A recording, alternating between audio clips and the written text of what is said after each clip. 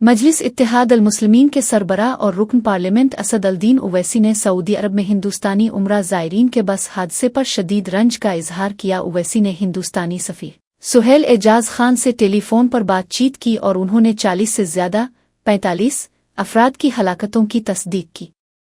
सफ़ीर ने ओवैसी को बताया कि वो मदीना मुनव्वरा में मौजूद हैं और सूरत-ए-हाल की निगरानी कर रहे हैं। मदीना में वो वज़ीर अज़हर अल-दीन और रुकन असेंबली माजिद हुसैन के साथ मिलकर सऊदी हुक्काम से राबता कारी कर रहे हैं। रुकन पार्लियामेंट ने मज़ीद बताया कि मुतासरीन के अहल खाना आज दोपहर को मदीना मुनव्वरा पहुंच रहे हैं। ओवैसी ने इस हादसे को एक इंतहाई अफसोसनाक और तकलीफ दे सानिहा करार दिया। उन्होंने मरकज़ी हुकूमत से मुतालबा किया कि मुतासिरा ख़ानदानों को हर मुमकिन मदद फराहम की जाए।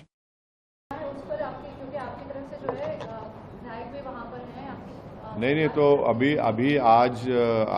अभी थोड़ी देर पहले हमारे जो एम्बेसडर साहब हैं, मेरी उनसे बात हुई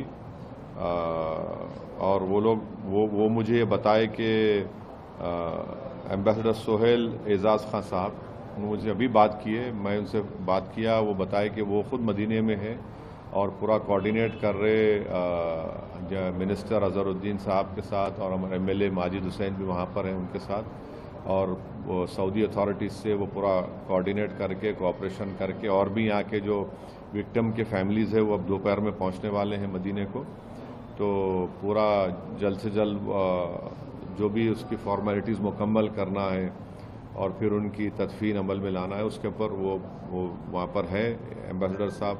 और उन्होंने कहा कि गवर्नमेंट ऑफ इंडिया से भी, PMO से, फॉरेन सेक्रेटरी भी उनसे टच में है।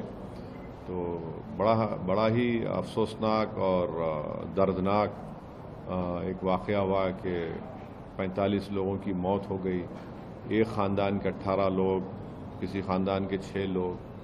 अल्लाह उनकी मग़फ़रत करे और अल्लाह उनके ख़ानदान वालों को सब्र दे। बड़ा ही दर्दनाक ये हादसा हुआ है।